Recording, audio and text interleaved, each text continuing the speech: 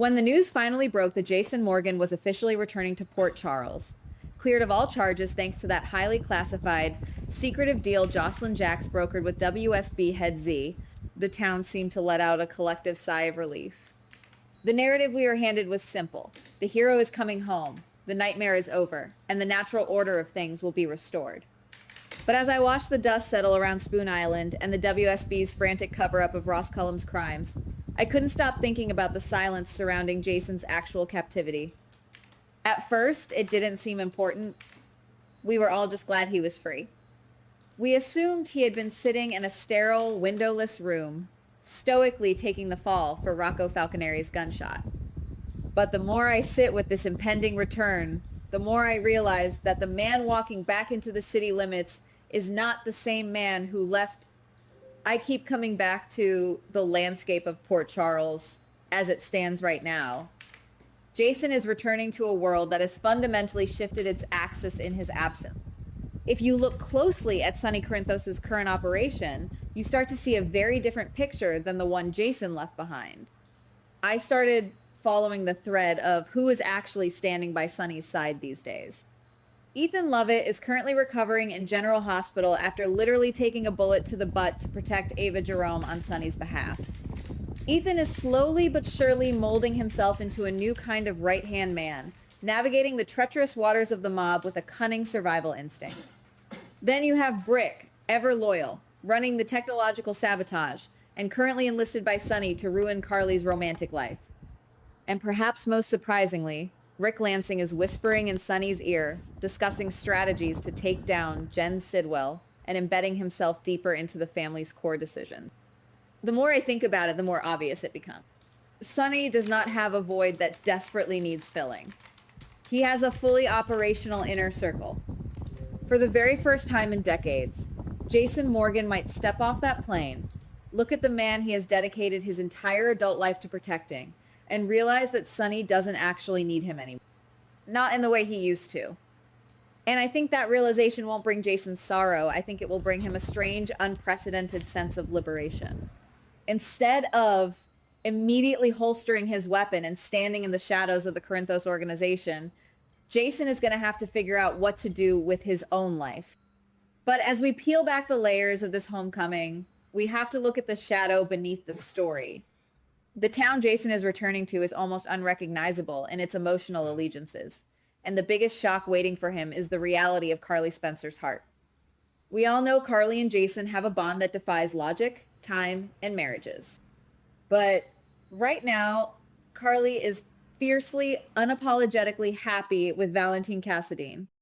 She hid him in her attic. She lied to Lulu. She risked her own freedom, breaking into Windermere to save Jocelyn, all while coordinating with Valentine. When Jason discovers that Carly is falling in love with a Cassadine, a man who has historically manipulated, schemed, and operated in the grayest of moral areas, it is going to hit him hard. I don't believe it will be out of romantic jealousy. Jason's reaction will stem from a deep, ingrained distrust of Valentine. It doesn't seem accidental that the writers have paired Carly with the one man Jason would instinctively view as a threat to her safety. It sets up a fascinating psychological dynamic where Jason has to accept that he can no longer dictate or protect Carly from her own choices. Then there is the quiet, devastating tragedy of the younger generation. Danny Morgan is currently carrying the weight of the world on his shoulders.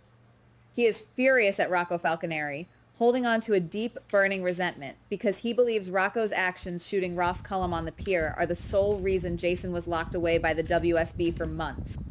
Danny feels betrayed, not just by the system, but by his own family. Jason's going to walk into a situation where his son is harboring a toxic rage toward his cousin.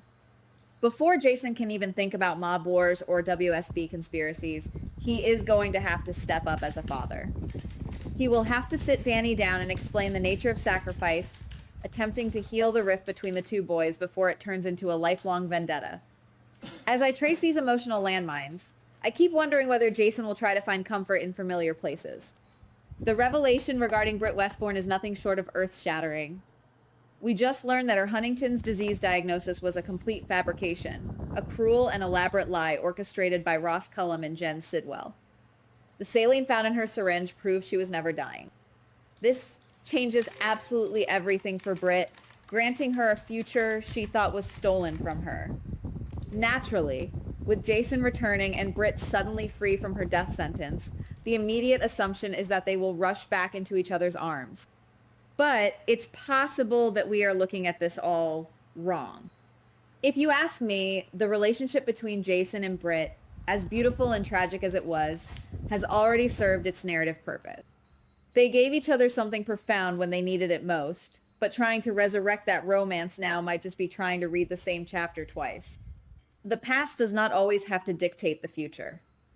Britt has her own massive legal hurdles to overcome, and Jason is returning as a fractured, evolving man.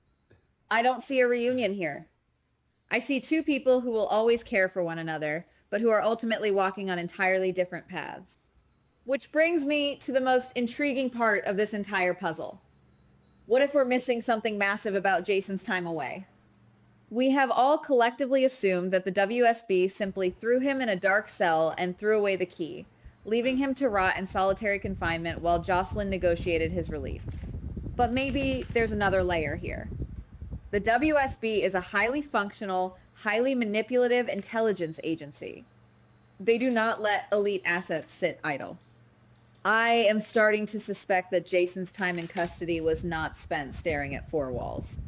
What if he was forced to run off-the-books operations?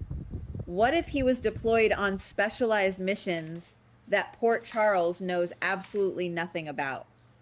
During that dark, undocumented period, Jason could have met new people, forged new alliances, and built connections that exist completely outside the mob ecosystem of upstate New York. That time away might not have been a period of stagnant suffering, but rather a profound catalyst for change. It might have forced him to reevaluate every single choice he has ever made.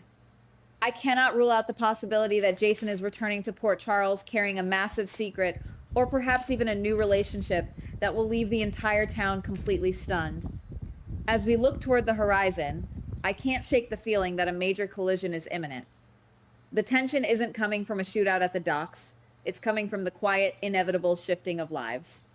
We know that Serena Baldwin, now played by the incredibly talented Kelly Kruger, is slated to make her return to Port Charles in late July. The timing of her arrival, aligning almost perfectly with Jason's release, feels incredibly deliberate.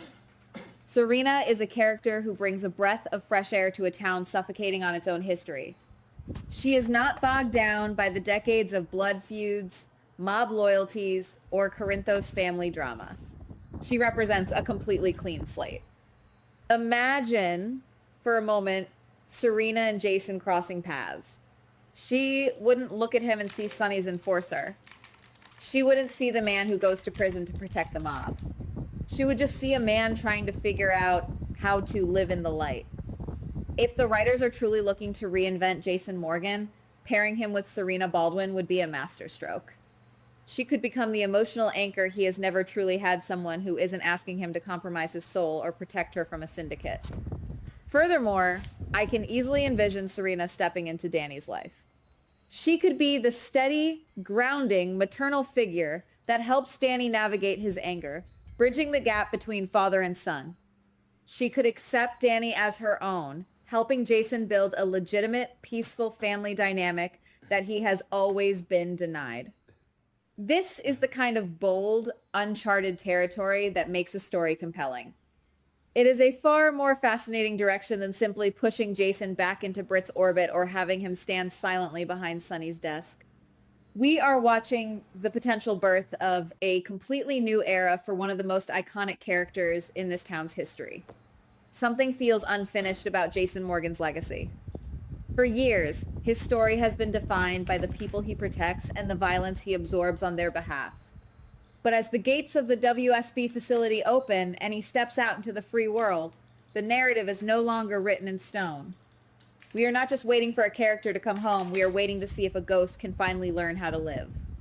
The shadows are shifting in Port Charles, and as the pieces slowly fall into place, we are invited to walk alongside a man who is finally, perhaps for the very first time, walking toward his own future.